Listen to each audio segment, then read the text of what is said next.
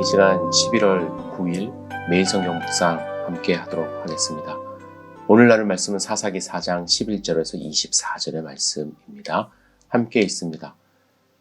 모세의 장인 호밥의 자손 중 겐 사람 헤벨이 자기 족속을 떠나 게데스에 가까운 사아나님 상수리 나무 곁에 이르러 장막을 쳤더라.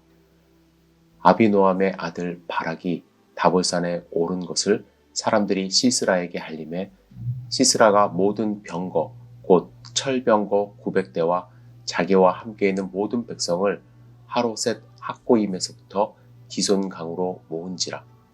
드보라가 바락에게 이르되 일어나라. 이는 여호와께서 시스라를 내 손에 넘겨주신 날이라. 여호와께서 너의 앞서 나가지 아니하시겠느냐 하는지라.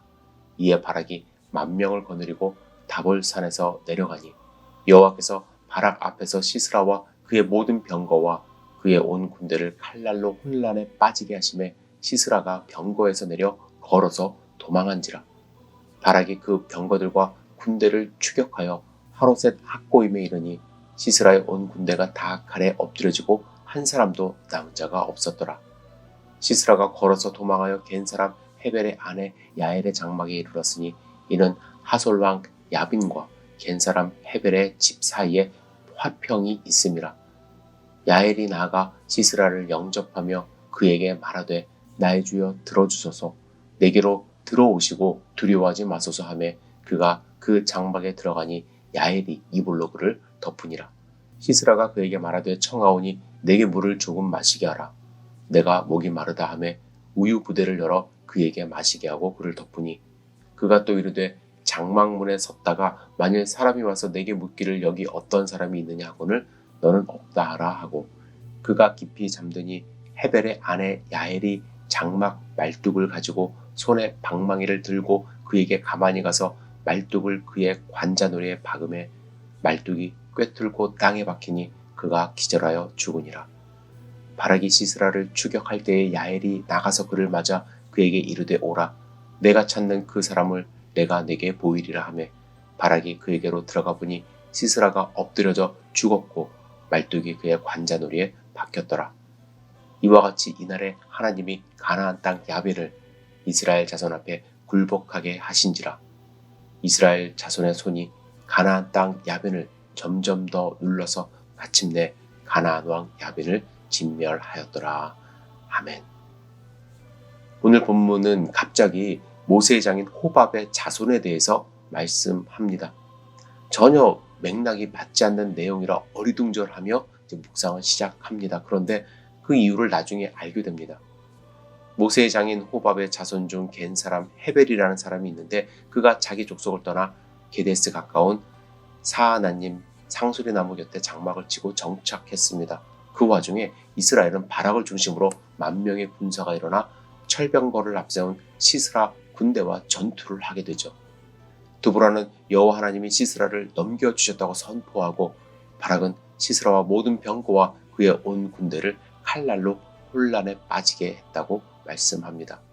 여기서 시스라는 군대를 버려두고 도망갑니다.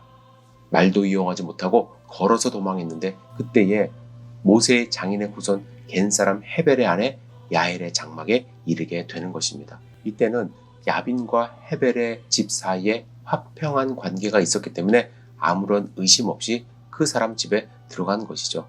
여기서 헤벨의 아내 야엘은 시스라를 영접하고 그를 숨겨주는 듯 했지만 그가 우유를 먹고 잠이 들었을 때에 그의 관자놀이에 말뚝을 박아 그를 죽이게 됩니다. 어제 본문 마지막 부분에 드보라가 바락에게 내가 이번에 가는 길에서는 영광을 얻지 못하리니 여호와께서 시스라를 여인의 손에 파실 것임이니라고 했는데 바로 이 일을 두고 한 예언이었습니다. 전혀 예상하지 못한 곳에서 이상하지 못한 사람에 의하여 시스라가 죽임을 당한 것입니다. 여러분 생각해 보시기 바랍니다. 모세의 장인 호밥의 자손 중 겐 사람 헤벨의 아내 야엘은 이스라엘 백성과 상관이 없는 사람이라고 할 수 있습니다. 하지만 우리가 유추해 볼 수 있는 것은 야엘은 그동안 이스라엘 백성이 가나안 땅을 정복하고 정착하는 과정의 이야기를 들었을 것이고 그들이 믿는 여호와 하나님에 대한 소문을 들었던 것입니다. 그래서 그는 과감히 용기를 내어 야빈의 장관 시스라를 죽일 수 있었던 것입니다. 야일은 후환이 두렵지 않았던 것입니다. 이스라엘의 하나님이 살아계시고 자신을 보호해 주실 것이라는 믿음이 있었기 때문이죠. 오히려 바락은 두려워했습니다. 드보라가 믿고 나가라고 했지만 당신이 나와 함께 가면 내가 가려니와 만일 당신이 나와 함께 가지 않으면 나도 가지 않겠다라고 어린 신앙의 모습을 보였습니다. 오늘 본문을 묵상하면 두 가지를 생각할 수 있습니다. 먼저 하나님의 도우심은 전혀 예상하지 못한 곳에서 일어난다는 것입니다. 만일 야엘이 시스라를 살려줬다면 다시 그들이 일어나 이스라엘을 계속 괴롭혔을 것입니다. 하지만 23절에 그의 죽음으로 가나안 왕 야빈을 이스라엘 자손 앞에 굴복하게 하시고 마침내 야빈을 진멸할 수 있게 되었습니다. 그 이유는 야엘이 시스라를 죽였기 때문입니다. 하나님은 우리가 생각하지 못하는 곳에서 도움의 손길을 얻게 하시는 분입니다. 그리고 더 중요한 것은 하나님에 대한 소식, 즉 복음은 강력하다는 것입니다.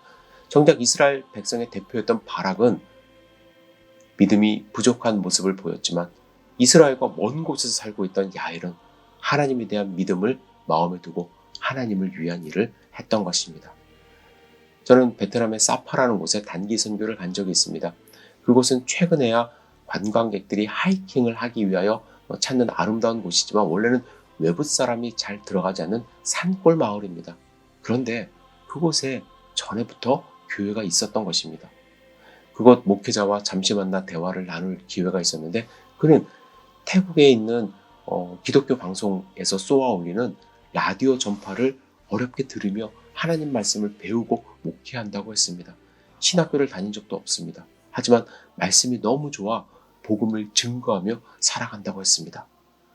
전파로 듣는 말씀에 사람이 변하고 교회가 세워집니다. 왜냐? 복음은 강력하기 때문입니다. 여러분, 하나님의 말씀을 강력합니다.